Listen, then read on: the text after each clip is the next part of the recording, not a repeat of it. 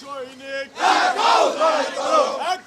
লড়াই করো আজকের এই দিনে কুষ্টিয়ার দৌলতপুরে শহীদ দিবস ও আন্তর্জাতিক মাতৃভাষা দিবস পালিত হয়েছে। শুক্রবার 21শে ফেব্রুয়ারি সকাল 10টায় উপজেলা পরিষদ চত্বরে নির্মিত কেন্দ্রীয় শহীদ মিনারে পুষ্পাঞ্জলি অর্পণ করে 1952 সালের ভাষা আন্দোলনের শহীদদের প্রতি শ্রদ্ধা জানানো হয়। এ সময় দৌলতপুর উপজেলা বিএনপির বিশিষ্ট রাজনীতিবিদ মোহাম্মদ নুরুজ্জামান হাবলু মোল্লা প্রধান অতিথি হিসেবে উপস্থিত ছিলেন। তার সাথে ছিলেন দৌলতপুর উপজেলা বিএনপির সাবেক সভাপতি মোহাম্মদ আলতাফ হোসেন, উপজেলা যুব দলের যুগ্ম আহ্বায়ক জাফর ইকবাল কর্নেল সহ বিএনপি ও অঙ্গ সংগঠনের অন্যান্য নেতাকর্মী।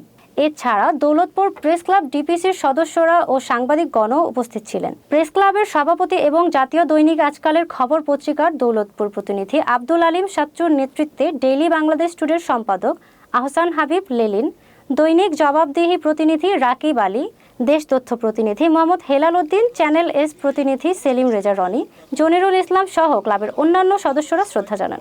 এদিনের অনুষ্ঠানে ভাষা আন্দোলনের সকল শহীদদের স্মরণ করে বক্তারা তাদের আত্মত্যাগের কথা শ্রদ্ধাভরে স্মরণ করেন।